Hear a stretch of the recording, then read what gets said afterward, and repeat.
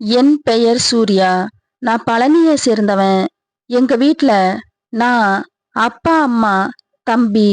எனக்கு வேலை கிடைக்காம இருப்பதை பார்த்து நண்பர்கள் ஐடியா மூலம் மேற்படிப்பை படிக்க கோவையில தங்கி ஊரை சுற்றும் வாலிபன்.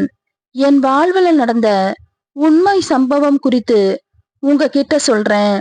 எங்க அபார்ட்மெண்ட்ல காலியா 2 வீட்டிற்கு ஆட்கள் வருவதாக ஓனர் சொன்னாரு. நானும் ஆவலா இருந்தேன். ஆனா ஒரு வீட்ல எங்களை போலவே பேச்சுலர் வந்துட்டாங்க. ரொம்ப ஏமாற்றமா போச்சு. 1 மாசம் போச்சு. அடுத்த வீட்ல ஒரு குடும்பம் வந்தது. என் ஏமாற்றத்தை போக்க அழகிய ஆன்ட்டி வந்தா. அந்த வீட்டிற்கு குடி வந்தாங்க. அவ பேரு மாலதி. 2 பசங்க. வீட்டுக்காரரு பிரைவேட் பேங்க்ல வேலை. பார்லர் உள்ளதால் எப்போதுமே அழகா தோற்றமளிப்பா. ஆமா, அவ பியூட்டி பார்லர் வச்சிருக்கிறா.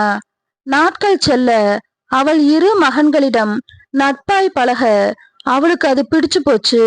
என்கிட்ட நல்லா பேச ஆரம்பிச்சா. அவ மூத்த மகன் ஒரு சந்தேகம் கேட்க என் ரூமுக்கு வருவான். பிறகு நாங்கள் நல்ல நண்பர்களானோம். ஒரு நாள் இரவு தூக்கம் வரல. அவ இத யாரிடமும் கேட்க முடியும். அதனால நான் தைரியத்தை வர வச்சுக்கிட்டு மீண்டும் அவள் வரும் நாட்களுக்காக காத்திருந்தேன். ஆனா பல நாள் திருடன் ஒரு நாள் அகப்படுவான். அது போல ஒரு நாள் நான் மாட்டிக்கிட்டேன். அவ என்ன பயங்கரமா திட்டனா. நான் சாரி சொல்ல அவ எதுவுமே சொல்லாம போயிட்டா. 1 வாரம் இப்படியே போச்சு. அதற்கு மேல என்னால ஆசைகளை அடக்க முடியல. அதனால அவளே என் ரூமுக்கு வரவழைக்க மீண்டும் அவ துணிகளை அதே போல எடுத்துட்டு வந்தேன். அடுத்த நாள் அவ வந்தா. ஆனா அவ கோபமா இல்ல. பதிலாக எனக்கு அறிவுரை சொன்னா. இது வயசு கோளாறுன்னு, சீக்கிரம் கல்யாணம் செஞ்சுக்கோன்னு சொன்னா. அதுக்கு நான் ஒரு பயத்தோடையே சரி இனி மேல இது போல செய்ய மாட்டேன், ஆனா ஒரு கண்டிஷன்னு சொன்னேன். அவ என்ன கண்டிஷன்னு கேட்க நான் பதட்டமாவே இருந்தா வேலையாகாது, மேலும் பழையபடி ஆக போறதில்லைன்னு முடிவு செஞ்சேன்.